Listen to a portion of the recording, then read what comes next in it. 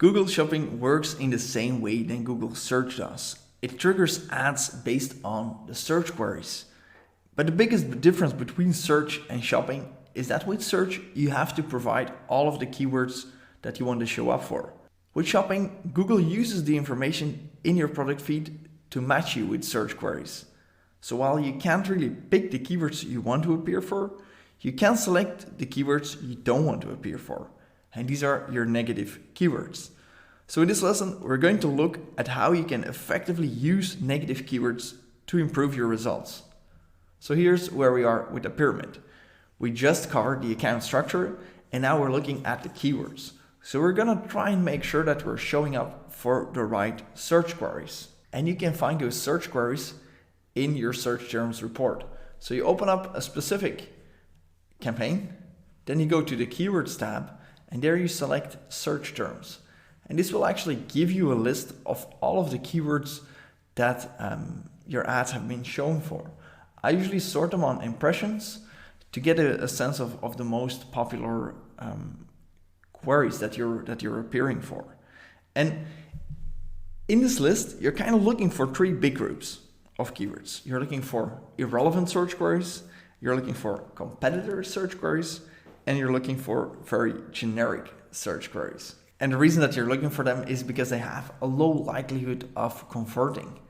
So remember that we're trying to attract as many potential buyers to our website as possible because we know they will convert better. Well, these three groups aren't the best possible visitors that we have. So let's look at each one of them in more detail. So first are the irrelevant search queries.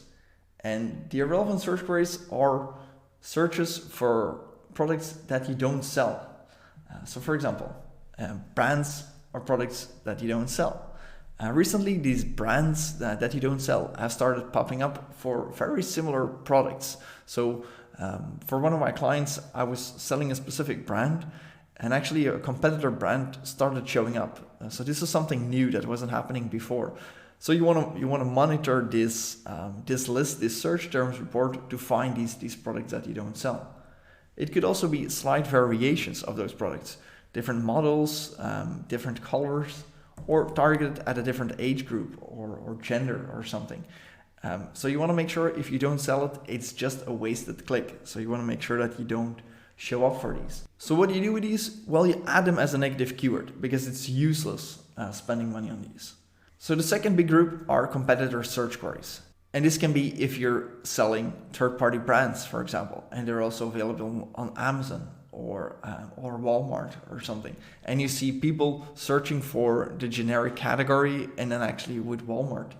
What do you do with these keywords? Well, you add them to your negative keywords because competing with these big retailers, it's not always easy. So people searching for that brand, it's going to be hard to convert them. And if you're on a limited budget, you probably don't want to be spending your budget there. If you've maxed out your budget and you don't have any more potential buyers that you can get that haven't really selected a store yet, then it might be interesting to include them. But if you're just starting out, I would stay away from these. The next group are the very generic search queries. And these are search queries that are very high volume. A lot of people search for them, and it's searches for the category, really broad searches. So if I was selling sunglasses, it would be people looking for sunglasses. But there's so many people searching for them, and people have a specific thing in mind, and it's probably not the thing that you're selling. So you're gonna have a very low click-through rate. But it's tough because people looking for sunglasses, and if you're selling sunglasses, so it's not a complete useless search, but should you really pay for it? It can get expensive pretty quickly if there's 1,000 people searching for sunglasses every month and you're not getting the sales you want out of it. Well, you can't really be there. So you have two options. First is to add these as negative keywords. So to just block all those searches. Like if people looking for sunglasses, well, that's not specific enough. I want people looking for wooden sunglasses, for example. And those people I want to target. So you add sunglasses as a negative keyword.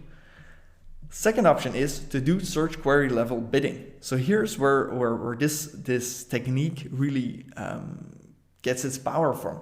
You're able to target these very generic search queries, but with a very, very low cost per click. So you bid very high for the queries that you are interested in, for example, wooden queries or polarized sunglasses, or I don't know, but you bid very low for those very generic ones. So that's a way to make it work. But if you're not ready for those more complex tactics yet, well, just add them to your negative keywords for now and focus on a smaller subset of queries that you can actually make work. Let me now show you actually how to do this in practice. So here I'm again in my Google Ads account. I'm in a search campaign, but it works exactly the same for shopping campaigns. So here I have my search terms report, which are all the queries I've had come in the last 30 days. You can see not that many, but there are some that we want to add as a negative keyword. For example, this one. So I'm selling posters, and this is a guy, show me images of posters for sale at Blue Moon in Concord. I don't know what it is, Blue Moon in Concord, I don't know. So I don't want this in my search campaigns. So actually I'm gonna check the box, and then this pops up, add as a negative keyword.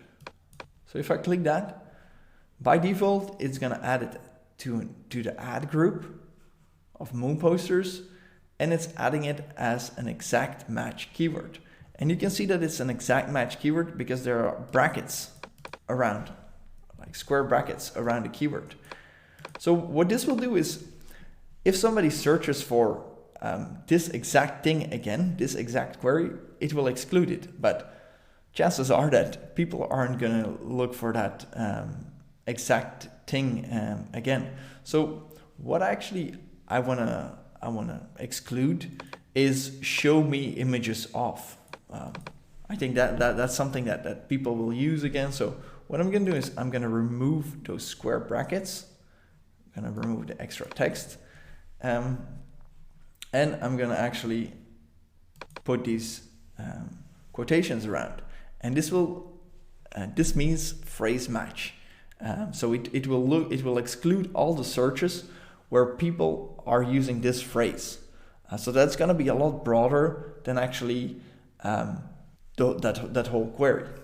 So here is a second. These are like, I think these are like scumbag moves by Google, because they're really like sneaky things that people don't really watch. So by default, they add them to an ad group. But as you can see, I only have a few clicks a month. Adding it to the ad group will probably make sure that there's other irrelevant searches coming in. So you can add them to the campaign, or if you have multiple campaigns, you can add them to a negative keyword list. So here you can actually select which negative keyword list you want it to. So these are existing lists that I already created. Or if it's a new one, you can click here and then enter the list name. So example negative keyword list.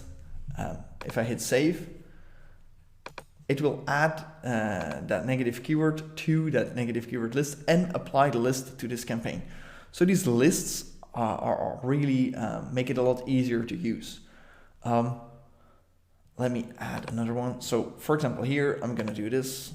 I'm going to say, okay, I want to do it broad match. Anytime somebody's looking for like lighted or light enabled, or I don't actually know what that means, lighted full moon posters, but anyway, I'm going to add this as well. I'm not going to add brackets or something, which means that it will take this word and also variations like misspellings or synonyms or something.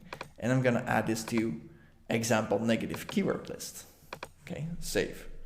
So like that, going through your campaigns and building up those negative keyword lists, it will be a lot of work in the beginning, but then over time, you will have a lot of these random searches like this one in your negative keyword list. So you won't have to pay for these anymore.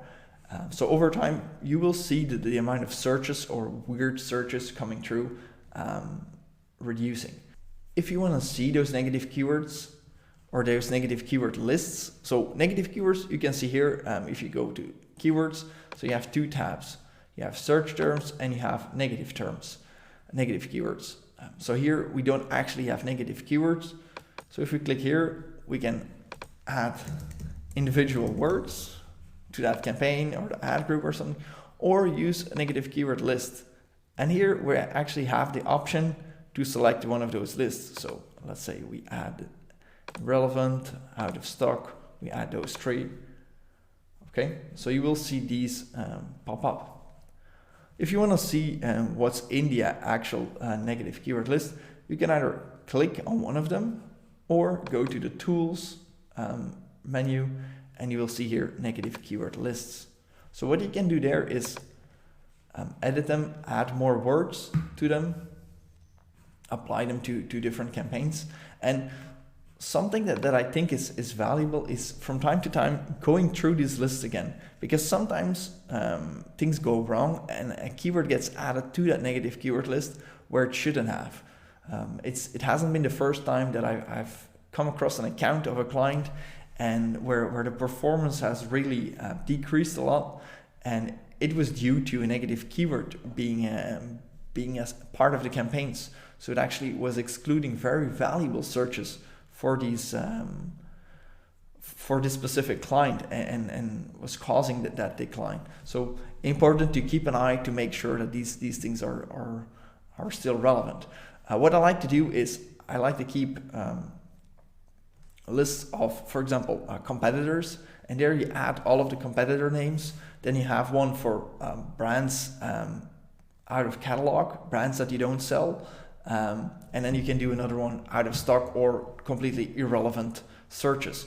And the reason behind like splitting those lists and creating multiple lists of, for example, competitors or brands out of catalog is that later, if you do add in those brands that you're currently not selling, it's easy to take them out and it's easy to know where they are. So if you add a new brand, you want to pop over to that specific list and make sure it's not part of that negative keyword list, because you're going to be blocking new searches. I hope this lesson made it a bit more clear how to approach negative keywords and how to really deal with it in your account.